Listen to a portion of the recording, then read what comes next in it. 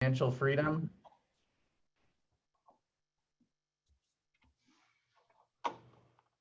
All right, guys, thank you so much for being here today. This is probably one of my favorite classes ever, only just because of how it changed my life. And I've been doing it for a long time now, and it's just only gotten better and better and better. And you know, a few years ago, we started sharing it with our clients and we got a ton of great feedback from them. So I'm glad to be back here this year to be doing it again. So thank you so much for all of you that are joining us today. Want to go into a little bit about my story and the bigger pile theory.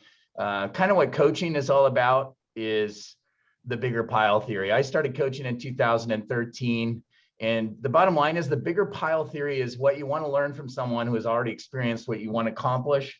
It's important to be learning from someone that's doing what you want to do, but they've been doing it at a high level for a really long time. So they know what the heck they're talking about. They've actually gone through the trials and tribulations of getting there. Like they made the mistakes along the way. And just getting to that end point where they're super successful. And I feel like I got there. It took me a while. I definitely failed in many areas, but you know, through constant coaching and support from that standpoint, I was able to make it to the next level, and it's really been an amazing experience. And I've helped many people, including people on my team, get to that same point or get on the track to that same point as well. So again, happy to be here. Back in 2016, started saving 20% or more per month of my net income. I increased my net worth by 25 to 35% every year. You can tell that's more than 20%. So that means I was saving more. That's one thing that came out of this whole program is I found a way to make saving fun and just motivated me to try and save as much as I could. I saved over $200,000 in 2021 and just built up my assets from that standpoint. So I am a serious saving monster right now. And I've been coaching the system every month for the last 5 years. So I feel like I can bring this information to you and show you how to put this into reality and get you on the track to create financial freedom, which is super important to me from there. So we're going to talk about today is, whoops, there we go. Whoops. There we go. All right, so first thing we're going to do is this kind of overview of everything we're going to touch on today. First and foremost, and this is probably the most important one in my opinion, this whole thing is every month you have to do a personal financial budget. It's got to be hand done, and personally to me, I'd rather do it hand done, but there's a lot of online options as well. So you can pick and choose whatever you want to do. Bottom line is you just got to do it. So find a way to do it yourself. We need to track every single dollar in and out. We need to know where the money's going. If you don't know where the money's going, you don't know how to save it, and you don't know how to build wealth. And one thing mindset-wise that we're going to get to, and you're going to hear this a lot, is you always save first and you pay your bills last. Most people in America, they just live paycheck to paycheck, and it's because they don't save first. They pay all their bills and live their life and then try to save at the end. Paying off revolving debt. Number 2, all credit cards and lines of credit must be zero before anything else. Don't even want to save, no IRAs, no stocks, no extra payments to a house or car. You only do a 401k if your employer is offering a match, and you only do it up to the match amount. So some employers match up to 3%, some up to 6%. You do want to take advantage of free money at any time you can. And no extra house payments or anything like that. Do not pass go. Do not pay into anything into savings until credit cards are paid off. Third step is survival account. This is one that's dear to my heart because I went through some serious issues back in 2008. Well, I'll get to it later. This is an emergency account, one of the most important parts of growing wealth. You want to have about 3 to 6 months of your minimum monthly payments for your personal family budget and a money market account. And you don't want to be retirement poor. Like going into 2008, I thought I would consider myself a wealthy person, and I was actually way poorer than I expected. Number four, obviously, we got to invest in retirement, 401k or IRA. Retirement is always first in building wealth. And then next, we go into invest in stocks and bonds. So now we need to build wealth outside of retirement. And this is where we're going to focus in on later in this, is we got to have wealth outside of retirement. And that includes real estate, stocks and bonds, but a high priority on stocks and bonds because they typically have a bigger return. Longer term as well.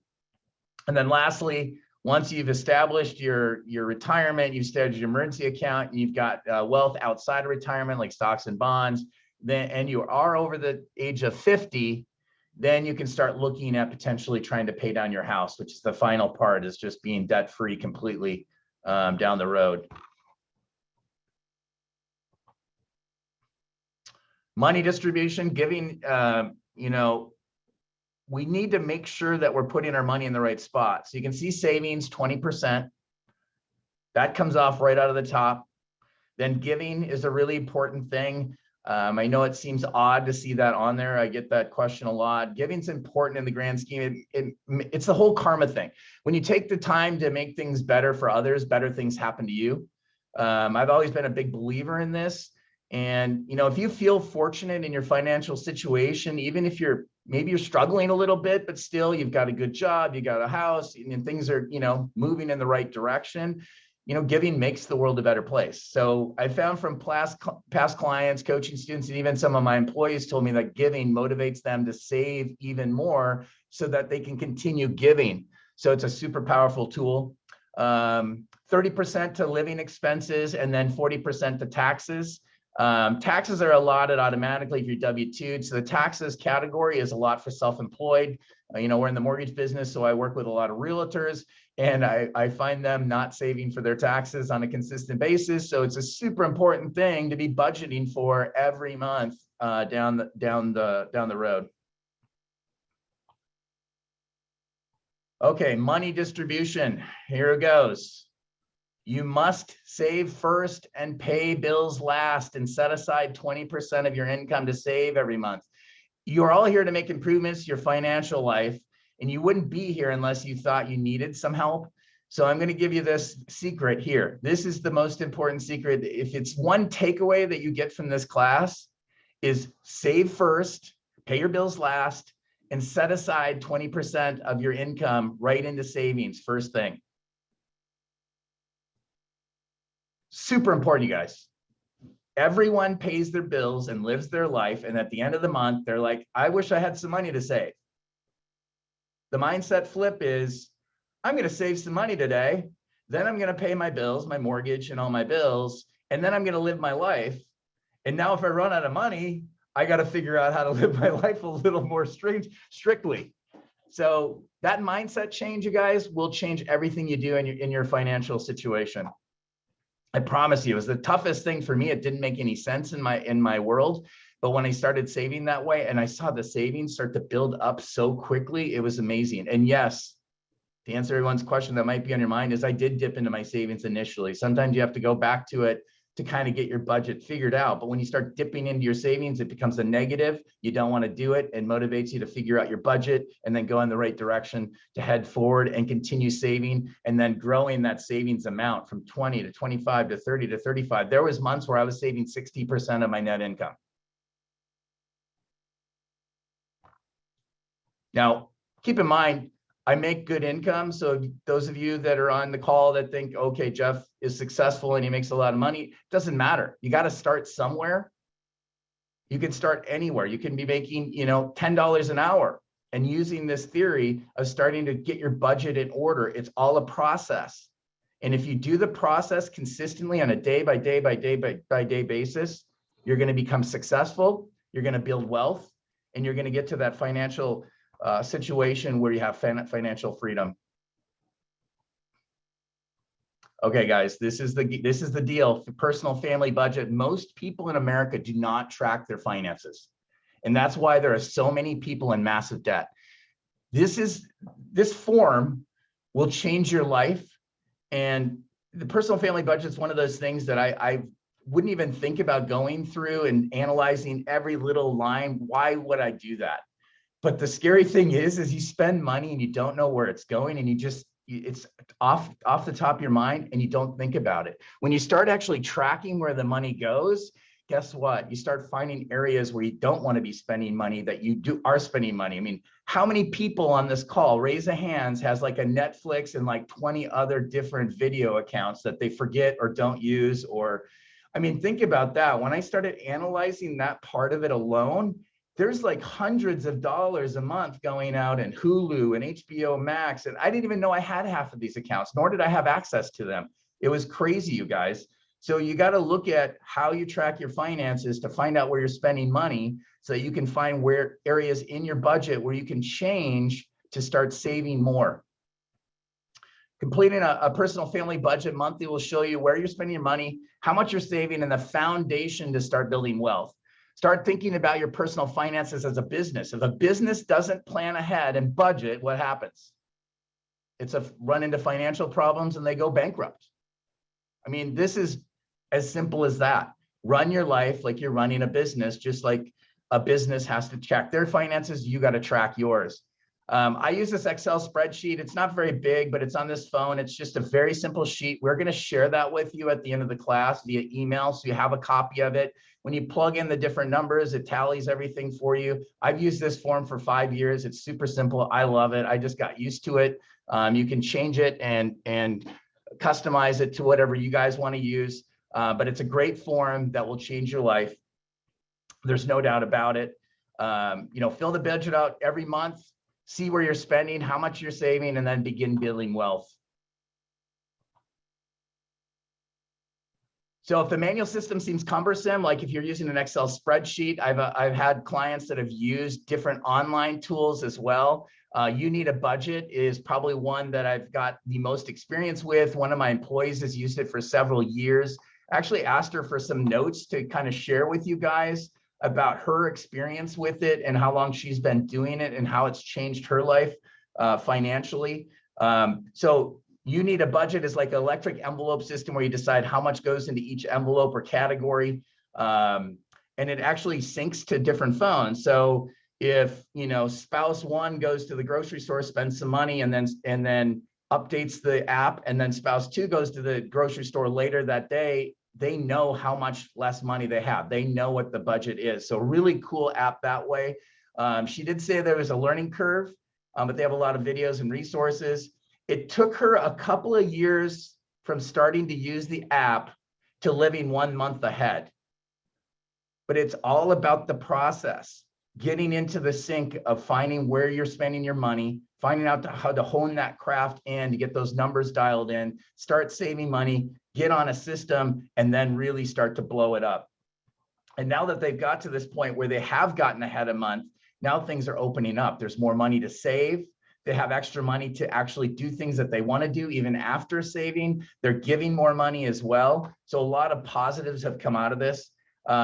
One tip she said on the online apps, just so you know, because they do take a lot of effort, is spend a few months simply tracking what you're already spending, then create a budget, and then actually get online and start using an app. So I still think for everyone on this call is grab this Excel spreadsheet, this very simple sheet, fill it out, get it dialed in, and do it every month for 90 days. And it will start to show you where you're spending money and start getting you towards that financial freedom line that we want to get you on. Give it 90 days. That's all I care about. 3 months to create a habit.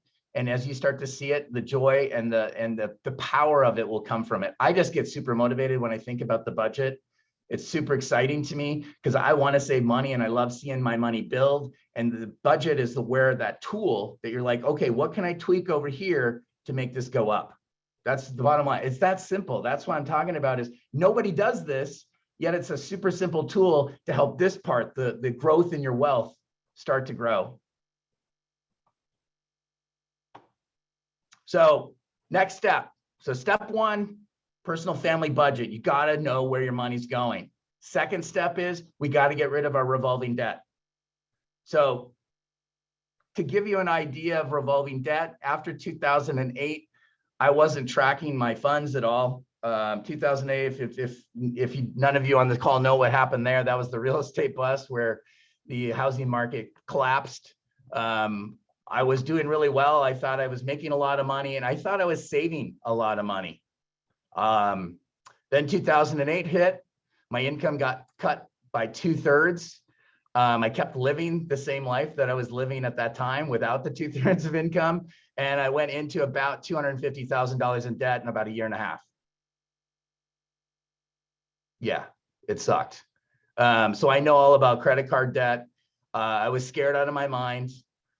I found out very quickly that I wasn't rich or wealthy or anything, as I was very poor and I was living paycheck to paycheck. So that's why I'm saying this is a powerful tool that changed my life and allowed me to pay off all that debt in a very fast mode. I paid off all that debt in about 8 months. How did I do that? In order to put yourself in a position to pay off your revolving debt, you must get in a position to handle your money only once per month. So this is another mind shift, guys. To do this, you may need to change the billing date of some of your accounts to the beginning of the month. Your mortgage is always due on the first of the month. So it's, once you start paying your bills, pay all your bills.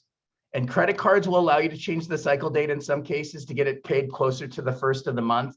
As long as you don't get your late charge, you can move the bills around. Even your mortgage can get moved around, I think up to one time if you want to change the due date on it, although mortgages are always due on the first. But you can get all your bills structured into the first of the month in most cases by giving a change with the bank. Throughout the month, your income goes into the bank. If you have auto deposit, which most of you do, you leave that money in your account. And if you get a physical check, like a physical paycheck, try to hold on to that check and don't deposit it until around the first of the month. And then once you deposit, all your funds are in there, the first of the month rolls around, now you're ready to pay your bills. Any bills that you're getting throughout the month too, you're saving those bills. You're grabbing the statements, you're moving the due date if you can, and then you hold on to those stack of statements until the first of the month as well. Once the first of the month rolls around, you start writing checks. Kind of the rule of thumb is on the first, I'm rich. On the second, I'm frugal because I got no money left and I got to watch the money I got. Excuse me, bad English. So the key we want to get into here is making sure that we have everything dialed in on one of the month. And then at the end, once we pay all our bills, now we know how much money we have to live with. And we have our budgeted buckets basically for groceries, for laundry, for gas, for miscellaneous expenses. I have so many different categories on there, including taxes and things like that on my personal family budget, because I need to know where every bucket goes, because I want to be tracking everything I spend and I want to know exactly what it's going to make sure that I need to spend that money there.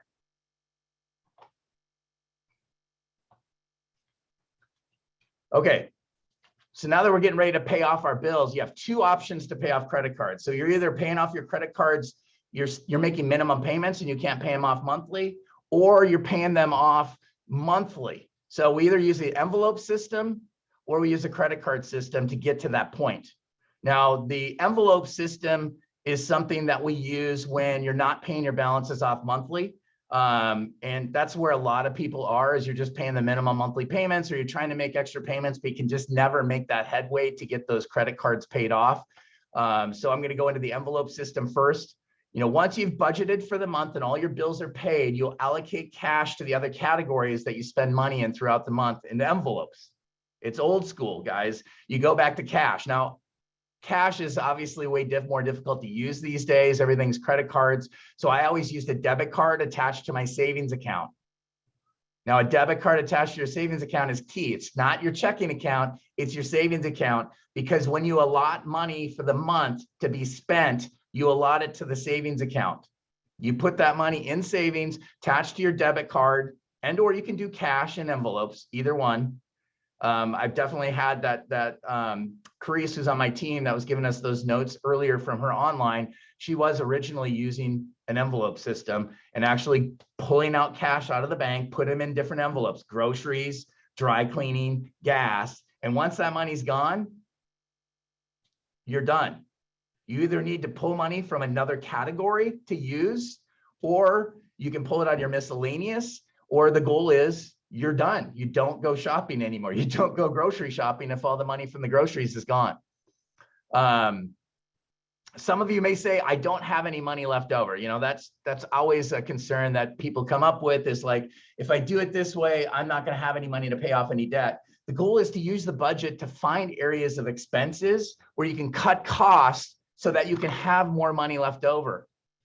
I mean, you're making it through day by day, paycheck to paycheck, and you're spending money. The problem is we don't know where that money's going. So now we're tracking it on a personal family budget. Now we know where the money's going. Now we get to the end using the envelope system and we budget out exactly what we have to spend. If there's zero on the end, like you're literally at zero, then you need to go back through your budget and find areas where you can cut costs. And there's usually almost always costs that you can cut. One thing that my coach did for us is usually about every 6 months, every month he'd review our personal family budget, but every 6 months he'd make us cut 5 to 10% off our budget. He'd be like, find a spot on your budget to cut some costs. I don't care where it is, but when you come back to me, you got to tell me a cost that you decided to cut out of your budget to cut 5 to 10% off. So you get into the groove, you know where your money's going. Now look for areas where you can cut costs. Do you need to drive everywhere? Do you need to do this? Do you need to do that? I mean, my biggest one was my Starbucks bill was outrageously high. I do court agents and clients and things like that. So I was doing a lot there, but I found I was spending a ton of money and was able to cut over $400 a month off my Starbucks bill just by realizing how much money I was spending. And it actually, like, I don't need a coffee every morning. I can come in and just get coffee at my office and be fine with it. Like, I don't need to stop at Starbucks. And it literally just, that mindset changed, the knowledge of knowing that it's, you know, where the money was going, changed everything I was doing and allowed me to save more money so I could focus in more on saving and paying off my debt and getting it done. I cut out thousands of dollars of expenses when I first started this, to start focusing on paying off those credit cards and stuff when I initially ran into a bunch of debt.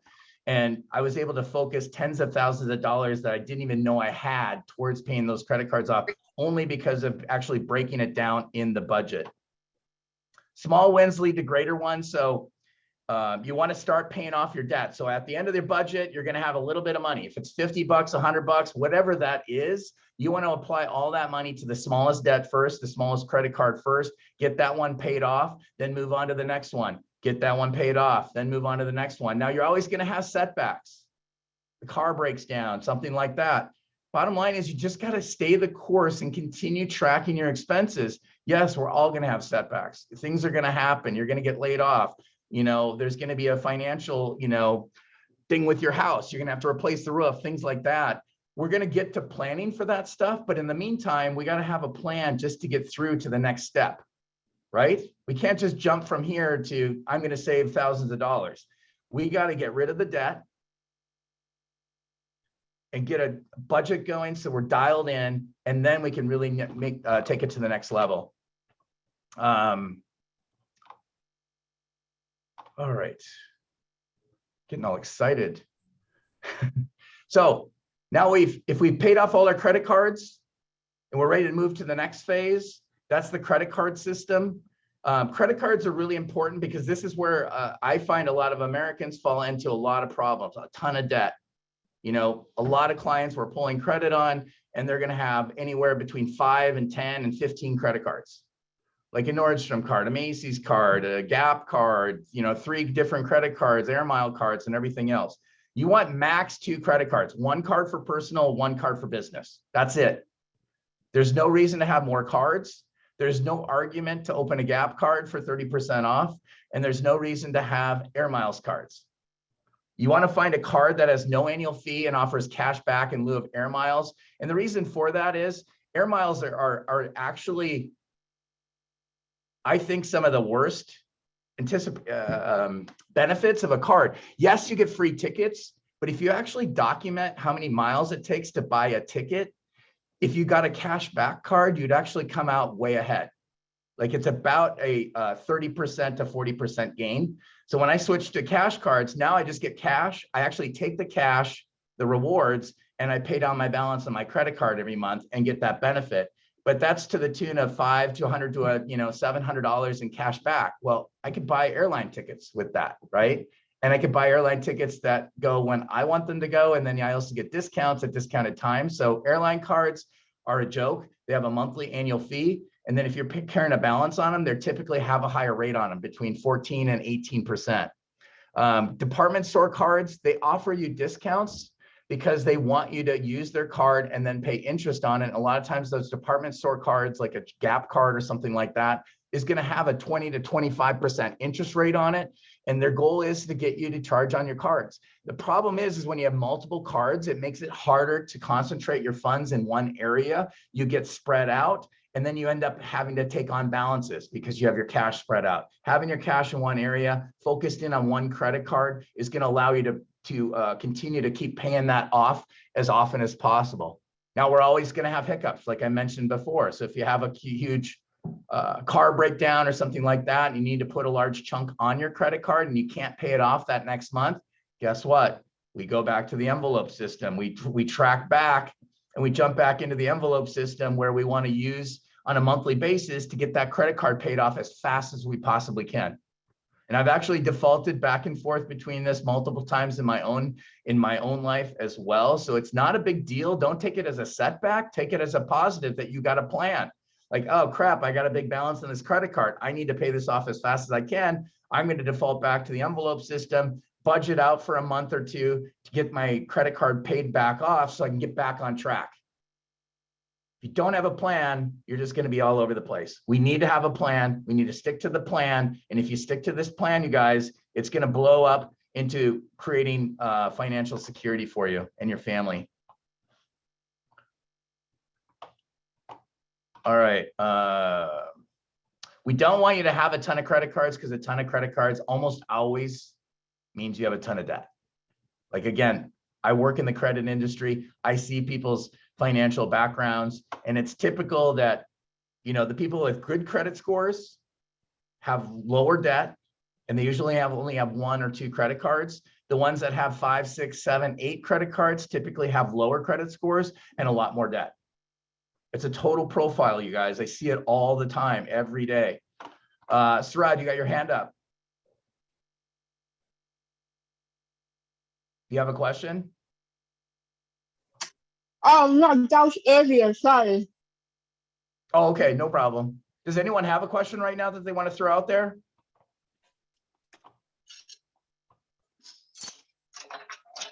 Cool. All right, we're going to take a quick breath because I need a drink of water. My voice is going already. Well, we do have a question.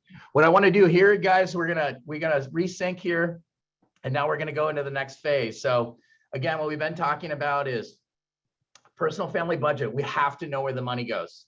If you don't know where the money goes, you're not going to be able to save it. Then we got to get rid of the revolving debt. Revolving debt kills us. It's high interest and it doesn't pay off on monthly payments. So you've got to be aggressive on paying it off and get debt free there. Once we're debt free with the credit cards, now we can start looking at building wealth and start growing the 4 pillars of wealth building. So I want to take a deep breath right now. We'll go breathe in for a count of, let's go for a count of 4, and then a breathe out for a count of 8. A nice relaxing breath to get into the next phase here. Here we go. Breathe in for 4.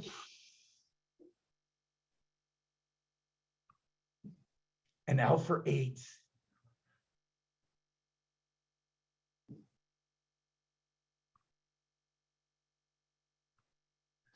Woo! Wow, that made me feel better already. I think we do have a couple questions, Jeff.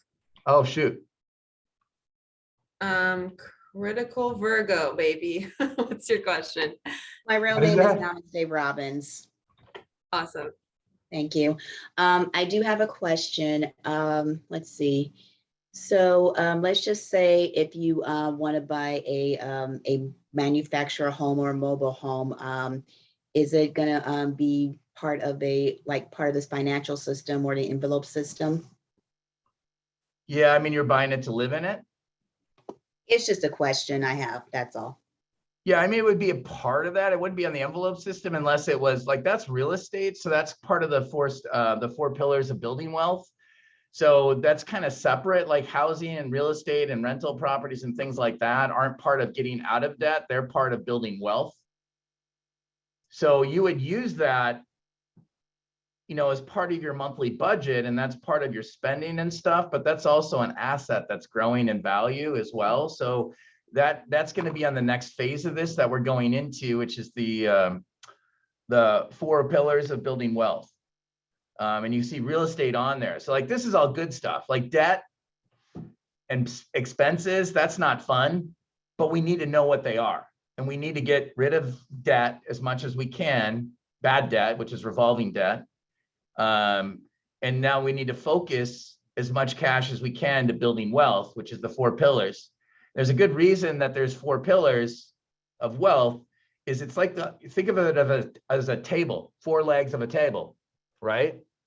If one of the legs is gone, it starts to get kiltery and it's not very stable. If 2 of the legs are gone, you're done. Like a table can't stand. So you need 4 legs. You need to be basically, I mean, I think most of you have heard of diversification. That's what this is. We need to diversify as much as we can to protect us through a financial downturn, but also allow us to grow and increase our wealth during times of prosperity. So we want to protect ourselves in a 2008, which I was not protected. I got crushed, killed, smacked, beat up. And then on an upswing though, like in 2010 to 11, from then until 2019, we were one of the hottest stock markets in the entire country, in the history of the stock market practically. You want to be in a position to be a part of that as well, to take the upsides. You want to protect yourself in a downturn, but then take advantage of a market when it's in prosperity. The 4 pillars: savings. This is your emergency fund.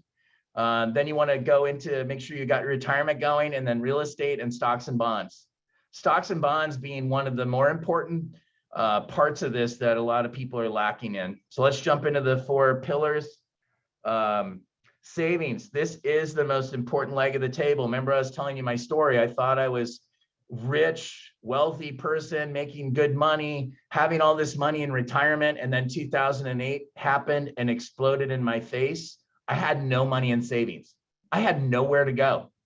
Like, I could barely make my mortgage payment, which was good because I could keep my living, but all my other expenses, guess what? They went on credit cards. I had no other money.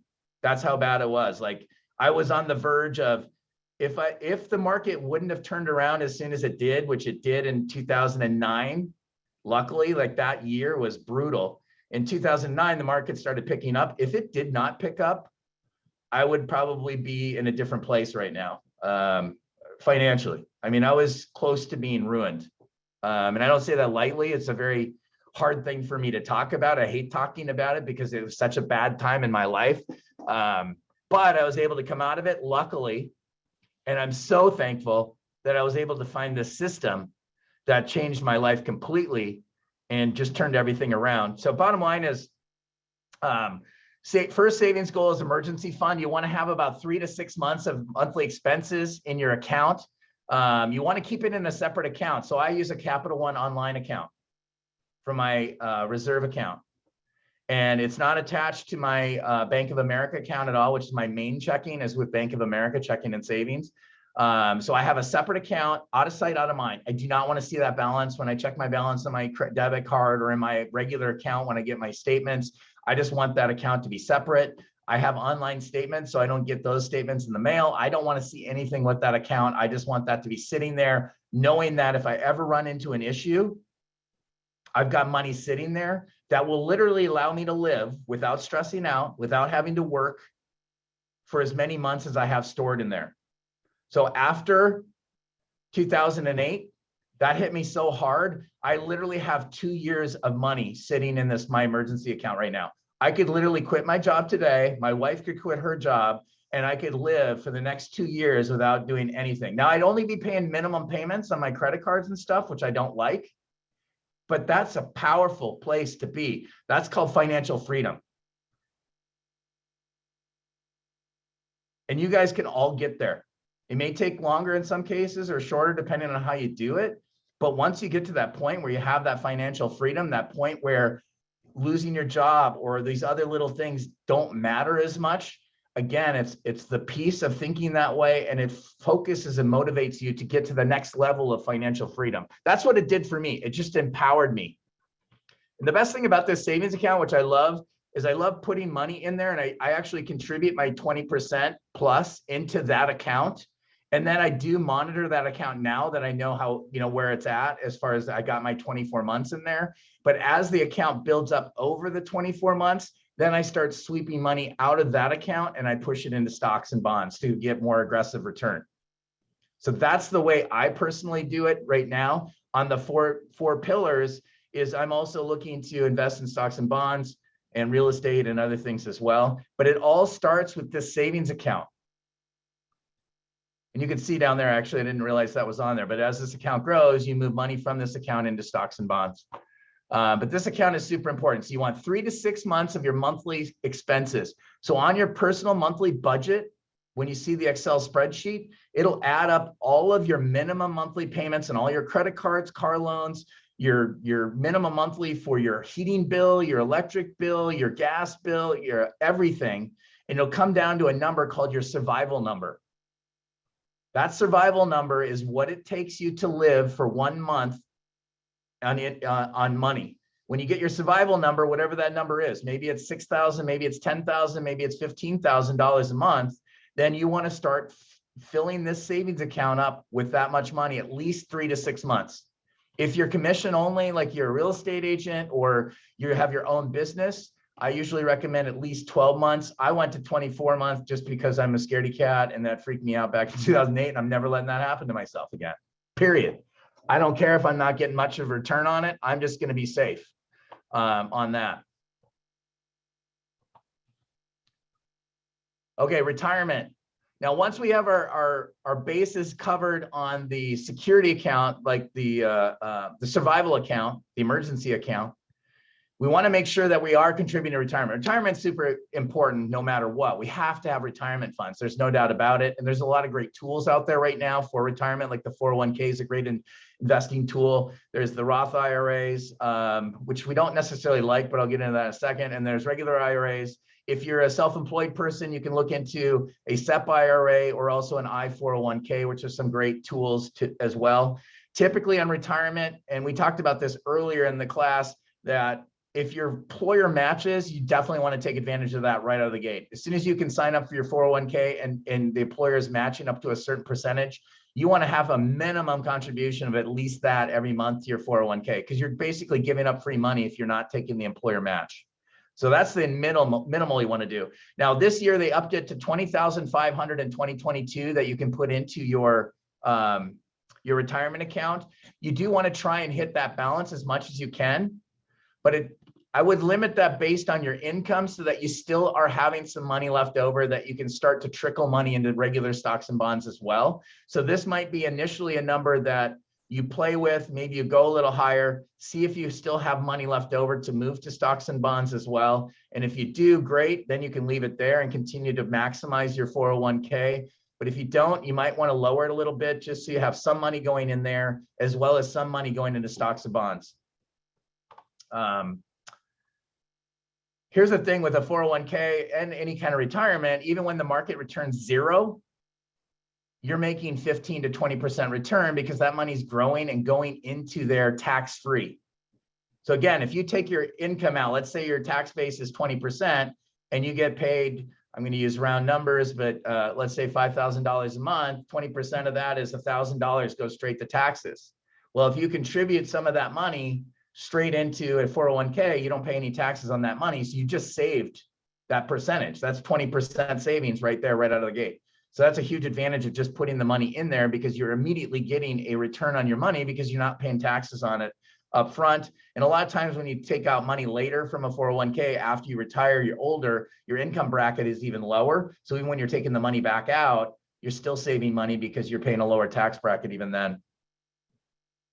If no 401k, get an IRA or look at some retirement stuff for like self-employed people like SEP IRAs or I-401k. I-401k is an individual 401k that's relatively inexpensive to set up for a small business like a realtor or any kind of small business from that standpoint.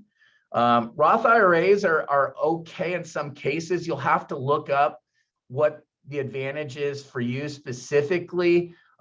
Typically, for a lot of people, it makes more sense to use the 401k and put money in there because the money's going in tax-free and you get that gain no matter what. Whereas Roth IRAs, you're putting the money in already taxed, so you're paying tax on it up front, so you're losing 20%. But then the gains over the life of that IRA do come to you tax-free as you take the money out. So there are advantages. You'd have to look at whether it makes sense for you. Here's a stunning statement though. 78% of Americans are concerned they don't have enough money to retire. And that's not a joke. That's probably lower than it, or higher than it, or excuse me, lower than it probably really is. I think a lot of us don't know if we're going to have Social Security and things like that. And because we don't know if Social Security was going to be around when we retire, we can't only rely on just retirement funds. That's why the next category is so important. And that's the, well, I guess I went to real estate. Sorry, I was going to go to stocks and bonds, but real estate's really important. So you got to have a place to live. And you don't want to be paying somebody else's rent if you don't have to. So you might as well contribute to your own wealth by buying a house. So you want to try and buy a house as soon as you possibly can. I'm always thinking, like, I bought my first house when I was like 26, 27. I wish I was younger and I wish I knew more that I bought my first house at like 20, 21, 22. I think the sooner you buy it, the more wealth you can accumulate over time, the more equity and things like that. Right now, so as you're going through this process today with me on the 4 steps or the 6 steps of financial freedom, real estate comes right after you're kind of dialed in on your survival account and you're set up to start investing in your retirement and you're making sure that that's going. Then the next step is to start focusing in on, I need to invest in real estate. I need a place that I can live in, call my own, and start building equity there as well. A super important part of this, and also a part longer term of looking at maybe buying rental properties and other things like that. You never want real estate to ever exceed 50% of your cash net worth if you don't want to. Again, it's about diversification. So you don't want to have a ton of real estate over here and then have the assets over here, because now you're off balance and your legs are different lengths, and you don't want to tip over and fall just because one market might. What if the real estate market goes south and all of a sudden you can't rent your properties or whatever? You want to be more equally based out that way. Second homes are okay. Rental homes are okay, assuming you don't exceed the 50% rule. And then once you exceed $3 million in assets, you can actually start looking at investing in commercial real estate, depending on where you're at. Hey, Jeff, we have another question. Go for it. Hey, it's me again. I do have a question. What about for like when you're getting a condo or a townhouse? And also a question about what about when you're working at the school district? So, what do you mean by that? I mean, those are all great investments as well. I mean, a condo or whatever, that's a great piece of real estate to own that you could start building the equity and stuff. So I think you can look at a manufactured home, you can look at a condo, you can look at a house on real estate. I don't think it necessarily matters. I mean, the rule of thumb on real estate is a house is going to have the best appreciation. It's going to get the best rates. And it's also going to be the easiest to sell and things like that. Probably next in line is a condo. Condos are good assets. They do have the HOA, which can sometimes be a deterrent and could potentially have some issues on resale and stuff like that. I'm not necessarily against them. I just had some clients in the past that have had issues, but they're still a great asset. You just want to make sure you vet the HOA. Manufactured homes would be the third item. I like manufactured homes. The lending world does not. I don't know why, other than I do know for a fact that manufactured homes have the highest default rate of any type of real estate. And that's why they're probably not liked by lending, because they don't like defaults, right? I think manufactured homes are great properties. Here's the thing. Houses appreciate the fastest. Condos are right behind that. And then manufactured homes are the lowest end. And that's just the way they work. So if you can afford to buy a house, I would try to get a house. If you can't afford to get a house because they're too expensive, especially in this market, it's crazy. a condo is the next best thing that you can get in to get a piece of real estate that will appreciate and grow with you and give you a place to live. So you're paying into your own wealth rather than building somebody else's wealth. And then lastly, I mean, if you really want a home and you can't afford a regular house and you want to go to a manufactured home, I think that's still a great option. They're very common out here. So I feel like they're much more easy to finance out here and things like that. There's more comparables. So I think that's still a great investment for the real estate side of it. I think the bottom line is you just got to figure out a way to get into a house as soon as you can. The best thing to do is just consult myself and my team and talk to us about what your goals are, your financing and things like that. And even if you don't have money for a down payment, like we just got done setting up our survival account, we don't have any money for a down payment on a house. Well, there's multiple things you can do there. One is, we start saving for a house. We come up with an idea of how much money do we need, and then we come up with a savings plan to get to that point where you have enough money for a house.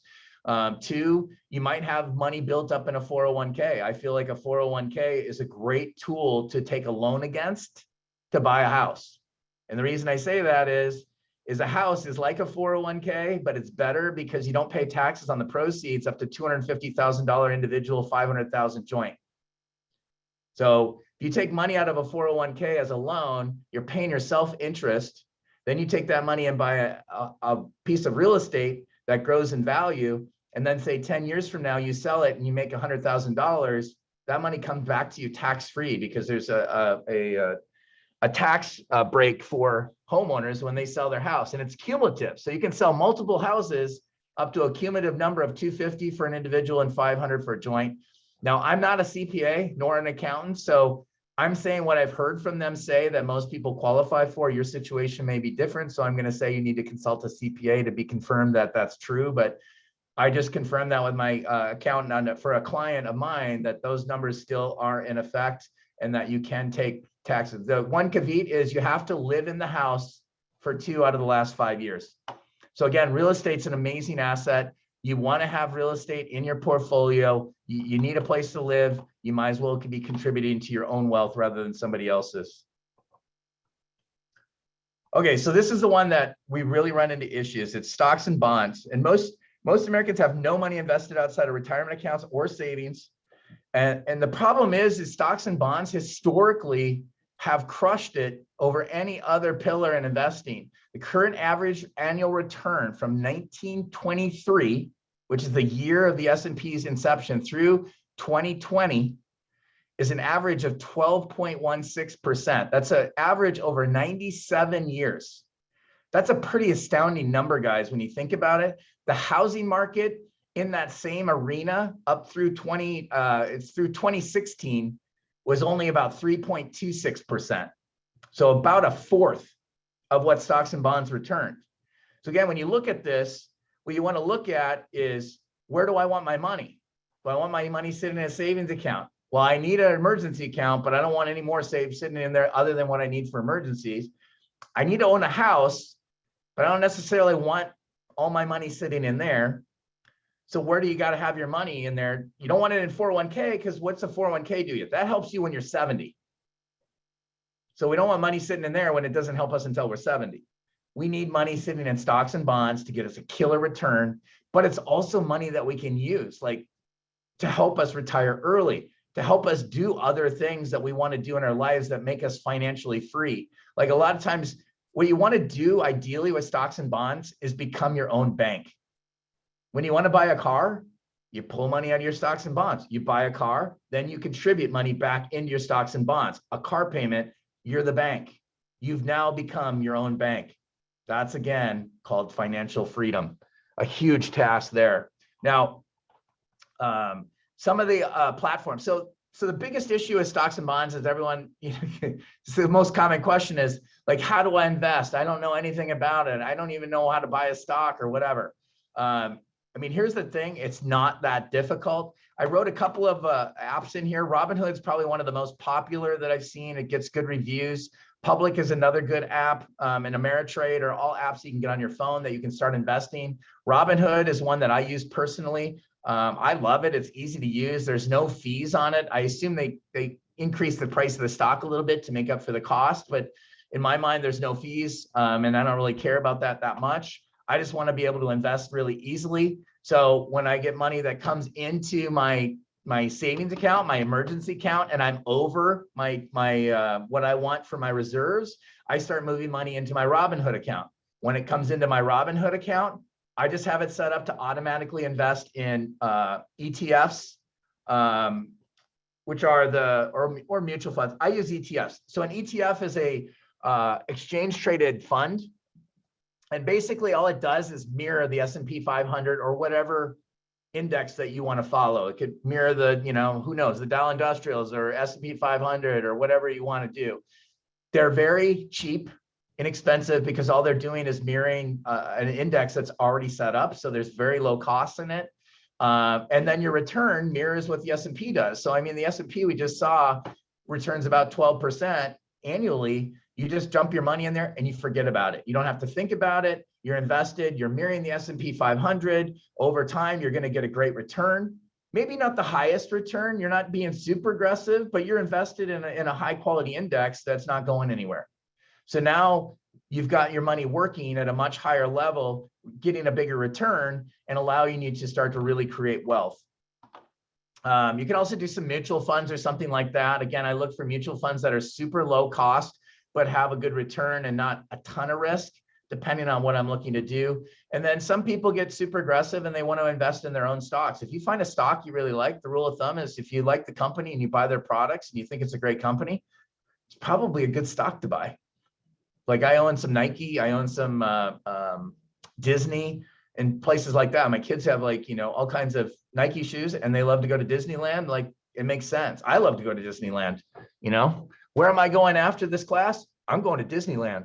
Anyways, let's see here. So the good news though is if you still have questions on the stocks and bonds and trying to figure out what's going on, we do have a class that's going to be coming up here on, I don't think we have a date set, but we have this class coming up. So stay tuned. We'll be updating you. It's called Demystifying Stocks. Which is a great class. We had it last year, right after this class last year. And they have some great tools and they actually have an opportunity where they can help you get your plan set up and actually help you invest and things like that. All right, that's what I've got for you guys today. So I'd love to answer some questions. If you guys have any questions specific to your situation or anything like that, let me know how I can help. Or if you want to go back to any slides and review them, let me know that as well. Can I ask a question, Amani? Yeah, go ahead. Is it better to consolidate all your credit card in one big credit card or not? I mean, if you're going down to one credit card, I think I'd be open to it. Here's the thing that happens when you consolidate credit cards like that is you open a new credit card that has this higher limit, and then you slam a bunch of other credit cards onto that limit, and now you're maxed out on that credit card. So initially it's going to be a negative on your credit. But it depends, you just got to plan for that. Like if it were me, I always think that one or less bills is better because it allows you to focus all your finances on trying to take out that one debt. So I actually love the idea of shrinking down. There are critics out there that don't like debt consolidation. They're like, nope, just use the plan and get it done. I feel like you can use the plan and get it done. It just takes a lot longer. Like if you consolidate everything into one and you can put all your money in one spot, I feel like mentally, physically, anything you can think about, it just makes things happen faster. And that's always been my opinion on that. And it's worked for me. So what you got to look at when going into that, when you're doing something like that is make sure you're not going to buy a car in the next 6 months or buy a house in the next 6 months, because doing something like that's probably going to drop your scores a little bit short term.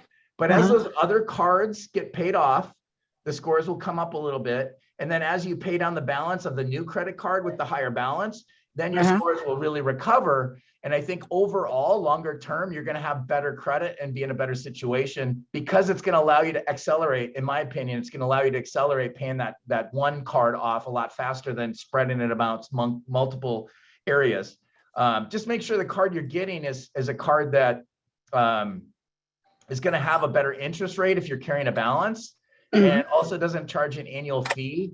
And here's the thing to watch out too when you transfer balances is watch out how much they cost. A lot of times they say, oh yeah, transfer balances for zero interest, but there's actually an interest charge, like a flat charge that they charge you on the balance. So you got to make sure that you're looking at that really closely, because I've seen some of them in the 4 to 10% range where they literally charge you 10% of the balance you're transferring as a prepaid interest charge to do the balance transfer into zero interest. So, I mean, if you're transferring a $4,000 balance and they're charging you 10%, they're going to clip you for $400 in upfront interest just to transfer it over to this other account.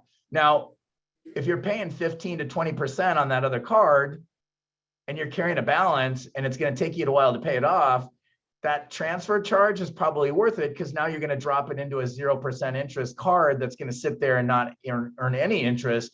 That might be worth it at the end of the day. Do you see what I'm saying? You got to kind of look at the situation. Yeah, I got it. Thank you so much. Yeah, no problem at all. Does anyone else have any other questions? Just take yourself off mute and jump in if you have questions.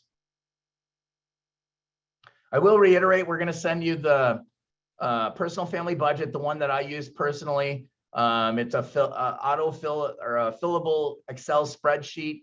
You can customize the labels on the far left side to match what your actual expenses are.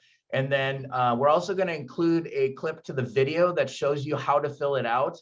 Highly recommend. It's not a fill out form like you just think you can figure it out. It doesn't work that way. Make sure you watch the video on how to fill out the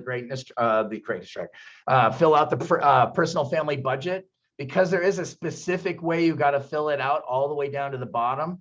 And not only does the personal family budget track your expenses and get your survival number, but it also is tracking your assets and helping you find how you're growing your savings and things like that, which is a great tool as well. There is a savings number. How much did I save this month? And it's a percentage. And that number motivated me the heck out of me because I was always trying to push that number as high as I could month in and month out. Another good thing for you guys to do when you're working on a personal family budget is you got to get your spouse. If you have a spouse, you got to get them on the same page. You have to do this together. You cannot do it by yourself and then the other person in your life is not contributing the same way. It won't work. It's going to derail you every single time. And lastly, I was coached in this, which obviously was priceless in the sense that I was being business coach, but they just happened to be coaching me also on my personal family budget, which they reviewed once a month. Having an accountability partner in something like this is massive. And what I would look at as an accountability partner is perhaps it's your spouse, or I would try to find someone outside of that to hold you accountable that you'd submit it to, which would be like a parent maybe, or a brother or sister, or someone like that, or someone that, that you're friends with, that you look up to or whatever. Find someone to hold you accountable that you submit this budget to. The budget is the key part. If you guys all get off this call and you do a budget 1 month and you start saving a little bit, yeah, you might have did okay, but you're probably going to end up back where you started eventually in a very short period of time. The ones of you that get off and start doing a budget every month, that's where you win. And it starts to grow. And again, that 90 days, it takes 90 days typically to create a habit like this because you have to go through a full month. So you need 3 full months to go through it. You get in the rhythm, you start to see where you're saving and where you're spending and saving, and it really opens your eyes to the next steps and it motivates you. It changes the mindset. You're like, oh my God, I can't believe I was spending this much money here. Oh my God, I can't believe I was doing this. And then all of a sudden you start to get some momentum. You start to see your money coming in, changing. You have more money to live on. You have more money to save. You have more money to pay off debt. And then the positives keep building on themselves into this great rush. Like I said, the Carice, who had done this before, took her like a year and a half to get a month ahead. But once you're a month ahead, exponentially grows. It starts to just spiral out of control because now you're so dialed in on your budget. So some of you, it might take 6 months.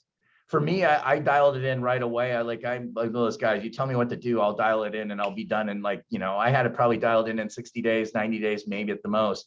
And I was just rolling with it. Like I had it dialed in without thinking about it. I had to do it every month. I was coached on it. I had my accountability partner. So I was rolling on it and it just blew up. I couldn't believe the growth. And you guys can do this too.